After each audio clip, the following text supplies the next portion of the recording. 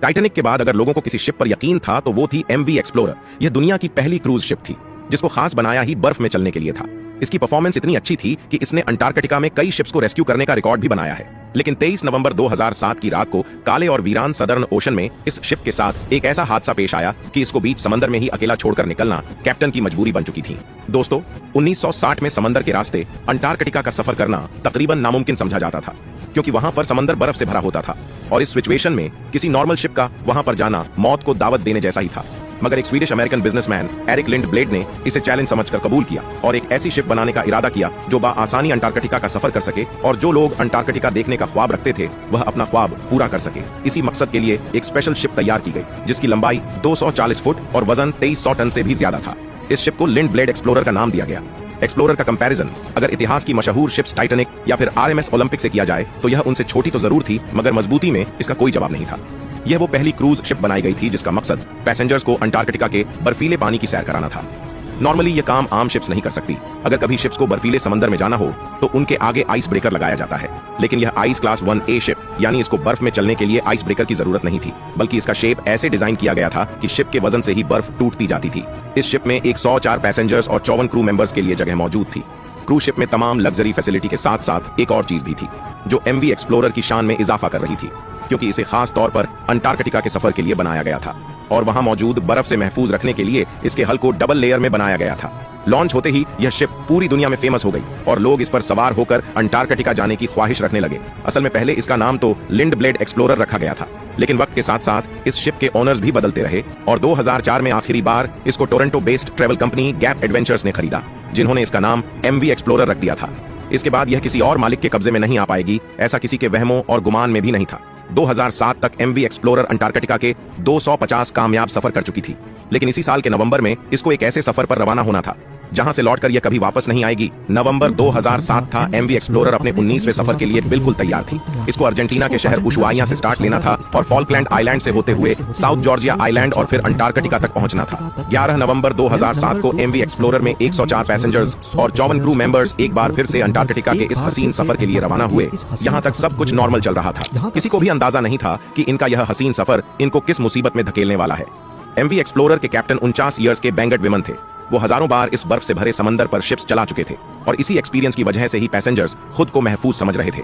पर अंटार्कटिका के ship captain चाहे कितने भी एक्सपीरियंस्ड क्यों ना हो, वहां की बदलती कंडीशंस की वजह से हर बार मुख्तलिफ मसाइल का सामना करना पड़ता है और हर बार एक नया चैलेंज उनके लिए तैयार होता है। इस सफर की शुरुआत में कैप्टन बेंगट विमन ने एक हैरान भरा फैसला किया। वो अपने प्लान रूट से हटकर शिप को एक नए रूट पर से लेकर जाना चाहते थे, क्योंकि कैप्टन का मानना था कि ऐसा करने से शायद वह ज्यादा बर्फ वाले इलाकों से बचकर अपनी मंजिल तक पहुंच सकेंगे। शुरुआत के 10 दिन बिल्कुल सही चल रहे थे, लेकिन 22 नवंबर की शाम को सूरज डूब रहा था और पैसेंजर्स अपने अपने केबिन्स में जाने की तैयारी कर रहे थे। इसी दौरान एमवी एक्सप्लोरर एक ऐसे इलाके में एंटर हुई जहां पर काफी ज्यादा बर्फ मौजूद थी। कैप्टन ने अनाउंसमेंट की, हम बर्फ वाले इलाके से गुजर रहे हैं, इसीलिए बर्फ के बार बार टकराने की वजह से शोर पैदा होगा और यह रात आप सबको बर्दाश्त करनी पड़ेगी। अंधेरे की वजह से कैप्टन ने शिप की रफ्तार को कम करके सिर्फ 5 नॉट्स पर सेट कर दिया था, यानी करीब 10 किमी पर hours per Aahista Aahista ship पतली बर्फ की लेयर से निकलकर मोटी और पुरानी बर्फ की लेयर वाले इलाके की तरफ बढ़ रही थी। मगर कैप्टन को इस बात का अंदाजा नहीं हुआ, क्योंकि रात के 10 बज चुके थे और ज्यादा कुछ दिखाई भी नहीं दे रहा था। आधी रात के वक्त अचानक शिप एक जोरदार आवाज के साथ रुक गई। पहले तो किसी को कुछ समझ नहीं आया, लेकिन फिर मालूम पड़ा कि शिप एक सख्त बर्फ के टुकड़े से टकरा कर रुक गई है, क्योंकि कैप्टन ने पहले ही अनाउंसमेंट कर रखी थी। इसी वजह से काफी पैसेंजर्स ने इस आवाज पर ध्यान नहीं दिया और वह सोते ही रहे। कुछ देर बाद कैप्टन शिप को दोबारा से चलाने में कामयाब हो गए। एमवी एक्सप्लोरर अब दोबारा से बर्फ को काटती हुई बर्फीले समंदर में आगे बढ़ रही थी, मगर कैप्टन समेत शिप में सवार पैसेंजर्स यह नहीं जानते थे कि शिप के नीचे में एक सुराख हो चुका है और पानी अब धीरे धीरे शिप के निचले हिस्से में जमा होना शुरू हो चुका है। सोए हुए पैसेंजर्स की आंख तब खुली जब उनके केबिन्स में पानी भरना शुरू हो चुका था, क्योंकि पैसेंजर केबिन जहाज के निचले वाले हिस्से में थे, इसीलिए पानी सबसे पहले वहीं पहुंचा था। यह देखते हुए पैसेंजर्स में अचानक एक खौफ की लहर दौड़ गई। हर कोई अपनी जान बचाने के लिए इधर उधर भागने लगा। पानी अब हर मुमकिन जगह से शिप में दाखिल हो रहा था, चाहे लाइट स्विच हो, डक्ट बेंट या फिर दरवाजे की दरारें। जब तक कैप्टन को इस बात का इल्म हुआ तो कई केबिन पानी से भर चुके थे। पहले तो उनको लगा कि शायद छोटा सा डैमेज हुआ है जिस पर काबू पाया जा सकता है, लेकिन जब पानी का प्रेशर बढ़ता ही जा रहा था तो कैप्टन भी समझ गया कि बात अब काबू से बाहर निकल चुकी है।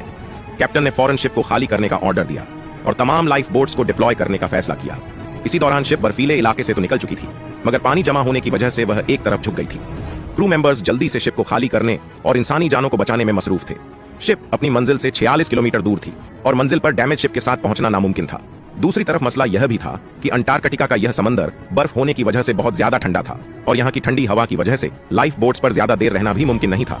इसीलिए कैप्टन ने एक्सप्लोरर के करीब मौजूद दूसरी शिप्स को SOS के सिग्नल्स भेजना शुरू कर दिए। ये सिग्नल्स नेशनल जियोग्राफिक एंडेवर और नॉर्ड नर्स नामी शिप्स को भेज दिए गए थे, मगर यह शिप्स भी काफी दूर थीं और इनका फौरन यहां तक पहुंचना मुमकिन नहीं था। आहिस्ता आहिस्ता पानी MV एक्सप्लोरर के सेपरेटर रूम में जमा होना शुरू हो गया। ये वो रूम होता है जहां शिप्स की तमाम मशीनरी मौजूद होती है, यानी इसी रूम से ही पूरी शिप को पावर दी जाती है।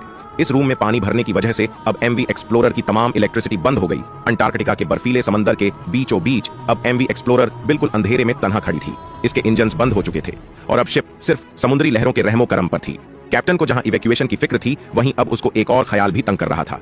अगर शिप का इंजन दोबारा से ऑन ना किया गया तो तेज हवाएं और लहरें शिप को दोबारा बर्फ वाले इलाके में धकेल सकती थीं। इलेक्ट्रिकल फेलियर की वजह से इंजन्स को मैन्युअली तरीके से ऑन करने की कोशिश की गई। खुशकिस्मती से यह आइडिया काम कर गया और इंजन्स एक बार फिर से स्टार्ट हो गए। क्रू मेंबर्स ने शिप को खाली करने का प्रोसेस मजीद तेज कर दिया। कुछ ही देर में जहाज पर सवार तमाम लोग 4 लाइफ बोट्स में सवार होकर ठंडे पानी में उतर गए। कुछ देर तक कैप्टन और चंद क्रू मेंबर शिप को सीधा करने की कोशिश करते रहे, लेकिन आखिरकार इंजन एक बार फिर से बंद हो गए। अब MV एक्सप्लोरर में पानी तेजी से भरता जा रहा था और कैप्टन को जल्द से जल्द कोई फैसला करना था। लिहाजा कैप्टन और चंद क्रू मेंबर्स भी शिप से उतरकर लाइफ बोट्स में सवार हो गए। अब ये 150 से ज्यादा लोग लाइफ बोट्स में मौजूद ठंडे तरीन सदर्न ओशन में खुले आसमान के नीचे किसी मदद का इंतजार कर रहे थे और ठंडी हवा इनका इंतजार मुश्किल बना रही थी।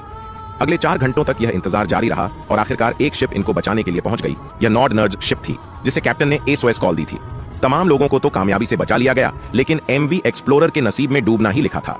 MV एक्सप्लोरर के इस हादसे पर एक इन्वेस्टिगेशन टीम भी बिठाई गई, जिससे यह नतीजा सामने आया कि यह नुकसान कैप्टन बेंगट विमन की गलती की वजह से हुआ, क्योंकि कैप्टन ने जिस बर्फ को पहले साल की पतली बर्फ समझकर शिप को उस इलाके में दाखिल किया, असल में वह कई साल पुरानी बर्फ की मोटी लेयर थी। आज MV एक्सप्लोरर का शिपरेक पेंगुइन आइलैंड से 25 मील साउथ ईस्ट में 1300 मीटर की गहराई में मौजूद है। तो दोस्तों, आज के लिए बस इतना ही। वीडियो अच्छी लगी हो तो लाइक शेयर जरूर करें।